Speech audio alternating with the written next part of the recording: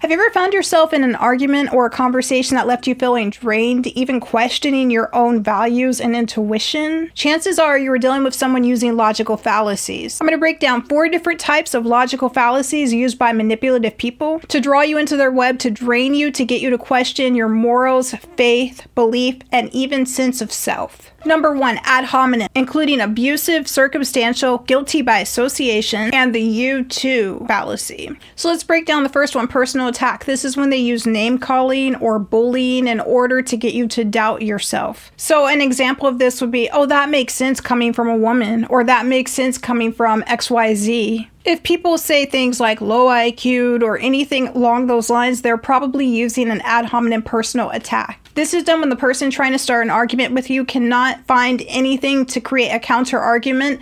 This is a desperate attempt to try to regain control over the situation by getting you to question yourself, or by trying to get you upset and provoked so you won't make rational decisions or logical decisions. Ad hominem circumstantial. This one occurs when the person is trying to accuse you of having a certain opinion or viewpoint because you're a part of a certain group, or because you're a part of a stereotyped community, or something along those lines. Ad hominem circumstantial is when the person that is trying to start an argument with you is basically saying that you're biased by default. So let's say you're talking about the importance of setting boundaries in a romantic relationship, and the person is like, oh yeah, of course you would say that. You've had a series of bad relationships.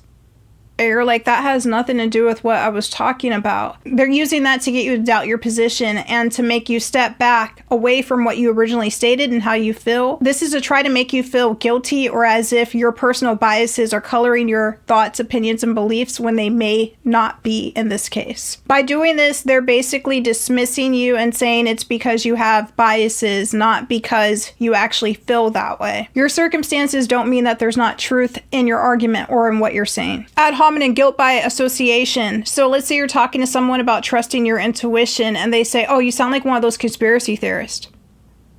It's like, wait, what did that have to do with me saying, no, that's not why. It's actually, this is something that I had a dream about, or I've thought a long time about, or I've meditated on, but they do this to dismiss what you were originally saying. By associating you with a group that has a stigma, or somebody that may or may not believe what you believe, they're basically putting you in a box with the rest of them, therefore trying to get you to question yourself, your own motives, and your own argument. This is to try to dismiss the validity of what you are saying. So let's say you're advocating for personal growth and self-esteem, and a person attacks you with, oh, well, you're just a narcissist. By associating you with a label, they're basically getting you to doubt your own position and dismissing the validity of what you've said. This changes it from a real conversation into throwing insults. So an ad hominem you too example would be, let's say you're having a conversation with someone about the importance of eating healthy and maintaining a great lifestyle, and they say to you, oh, well, you don't even eat that healthy. Or, I've seen you have ice cream before. How are you talking about eating healthy? That has nothing to do with you saying that it's a good thing to eat healthy. But again, they do this to get you to dismiss yourself, to dismiss the validity of what you're saying,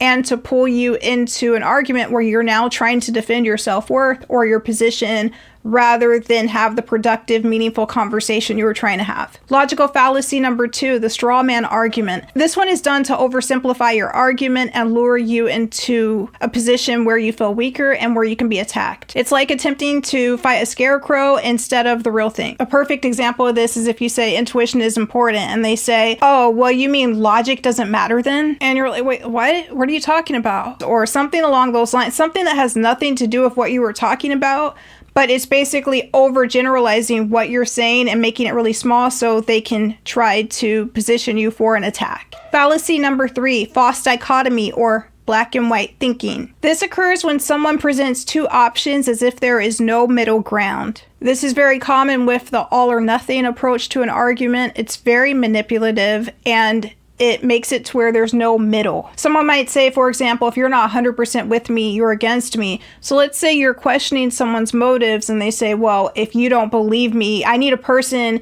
that can trust me all of the way. I need a person that is with me no matter what. So if you question what I'm doing, or if you don't believe me, then that must mean that you're not on my side. It's like, wait, what? No, I was questioning because let's say you find that you think they might be cheating on you or something along those lines. And they're like, well, I need a girl that can trust me.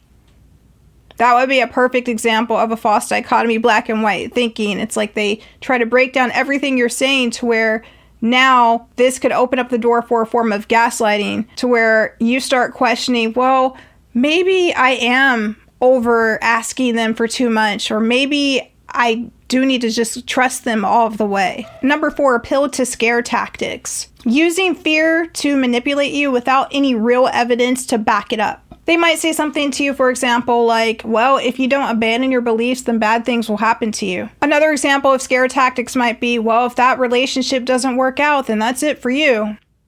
Or, you're getting to this age, or, oh, well, if you want to have a family, you've got to make it work, or something along those lines. Sometimes somebody might use 2 ad hominems or more in order to try to further break you down. An example of that might be, oh, well, this is the reason why your relationships don't work is because you don't know how to listen, or because you question things too much, or you don't trust me.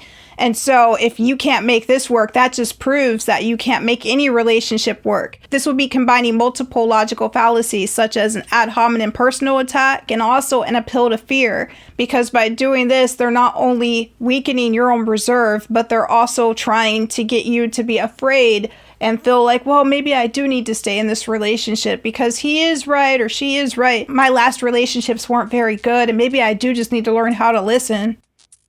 This is the way that toxic partners, in some ways, try to almost parent you. So at all times in a situation like any of these, take a step back, take a breath, and stay grounded within your truth. These fallacies, ad hominem, straw man, false dichotomy, and appeal to fear, these are common tools used by what I call energy vampires, manipulators, to gain power over the conversation and to drain you. The good news is, once you recognize them, it's easy to identify it and to be able to deal with the situation in a way that keeps you feeling good. Have you ever encountered any of these fallacies before? If so, I would love to hear about it in the comment section. Let me know. And if you found this helpful, don't forget to like and subscribe and to hit the notification bell for more helpful tools. I hope you have an awesome, great, amazing rest of the day, and I will talk to you later.